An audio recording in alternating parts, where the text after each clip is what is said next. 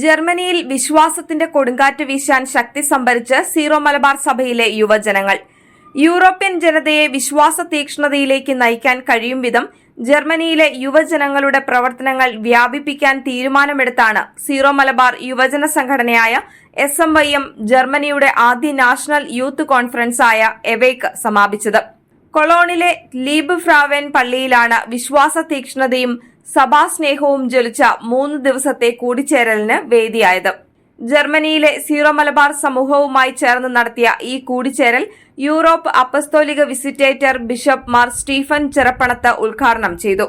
ജർമ്മനിയുടെ വിവിധ ഭാഗങ്ങളിൽ നിന്നുള്ള 200-ലേറെ യുവജനങ്ങൾ കൊളോണിൽ താമസിച്ചാണ് യൂത്ത് കോൺഫറൻസിൽ പങ്കെടുത്തത്.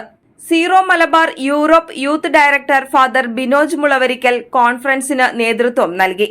ജർമ്മനിയിലെ സീറോ മലബാർ കമ്മ്യൂണിറ്റിയുടെ കോർഡിനേറ്ററും SMYM ജർമ്മനിയുടെ ചാപ്ലെയിനും ആയ ഫാദർ ഇഗ്നേഷ്യൻ സ്റ്റാലിശ്ശേരിയാണ് ഈ പ്രവർത്തനങ്ങൾക്ക് ചുക്കാൻ പിടിച്ചത്.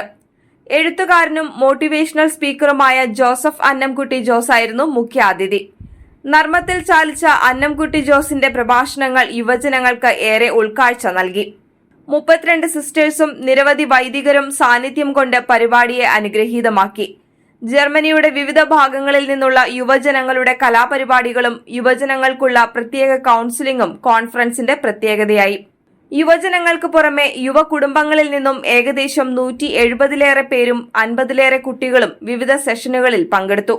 അഭിവന്ദ്യ പിതാവിന്റെ നേതൃത്വത്തിൽ 11 വൈദികർ സമൂഹബലി അർപ്പിച്ച് പ്രാർത്ഥിച്ചു. കോൺഫറൻസ് ദിവസങ്ങളിലെ വിശുദ്ധ കുർബാനയും കുമ്പസാരവും ആരാധനയും കൈവപ്പ് ശുശ്രൂഷയും യുവജനങ്ങൾക്ക് പ്രത്യേക അഭിഷേകമായി. ജർമ്മനിയുടെ 5 റീജിയണിൽ നിന്നുള്ള യുവജനങ്ങൾ തങ്ങളുടെ പ്രവർത്തനങ്ങൾ മറ്റുള്ളവരുമായി പങ്കുവച്ചു. റീജിയൺ തിരിഞ്ഞ് ഭാവി പരിപാടികളെക്കുറിച്ച് ചർച്ച നടത്തി കർമ്മ പദ്ധതികൾക്ക് രൂപം നൽകിയാണ് യുവാക്കൾ പിരിഞ്ഞത്. വിശ്വാസത്തിന്റെ പുതുചൈതന്യത്തിൽ നിറയാൻ കോൺഫറൻസ് വേദിയായെന്ന് യുവാക്കൾ പറഞ്ഞു.